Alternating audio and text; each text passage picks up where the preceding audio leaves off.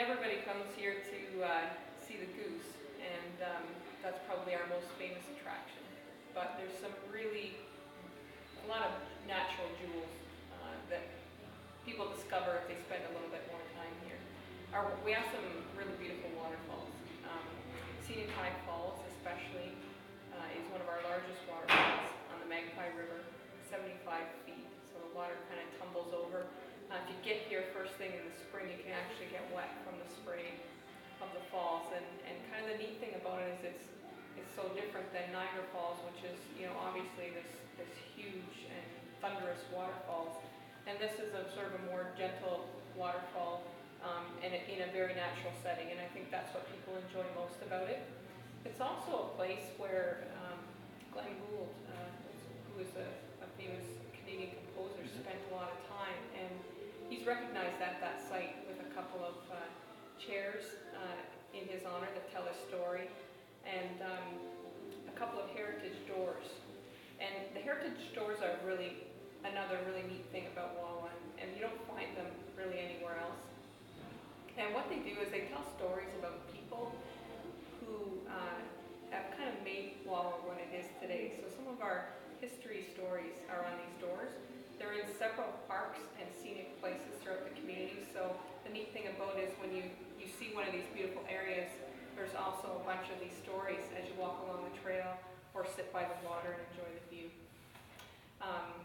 Our waterfront parks, Wawa is a special place in the sense that our downtown is right on a lake. Wawa Lake can be viewed right from the downtown area. It's a gorgeous 7-mile inland lake with mountains on the side, beautiful park area where people can sit.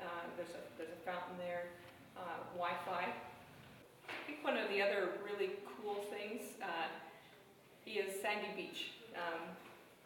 So here we have this inland lake right downtown, and then 10 minutes away, you're on the shores of Lake Superior, the greatest of the Great Lakes. Beautiful white beach sand.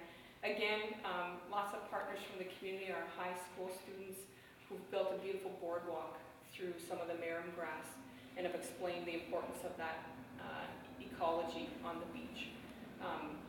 We have a large pavilion that tells the story of our First Nations people and some of the artists and people who've been inspired by the lake. All their stories are on this big circle, which represents the circle of life, which is very important to the Ojibwe culture. So all of those things you can learn, experience, and enjoy in a very beautiful setting.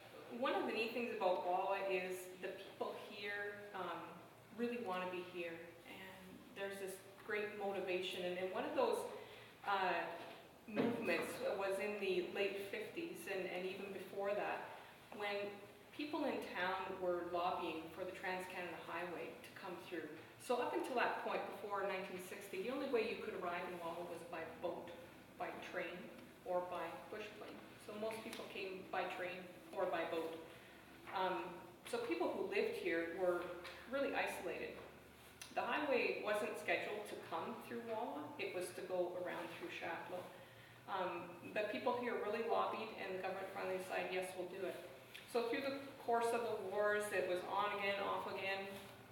And finally, in the late 50s, there were a group of entrepreneurs that said, we really need to get this highway through here. And to convince the government, there were 4 local people, entrepreneurs and a reporter, that walked through the bush from Wawa to Sault Ste. Marie. Now, if you've ever driven that part of the highway, it's iconic for one thing, the beautiful mountainous terrain, the lake on your side, but it's extremely rugged.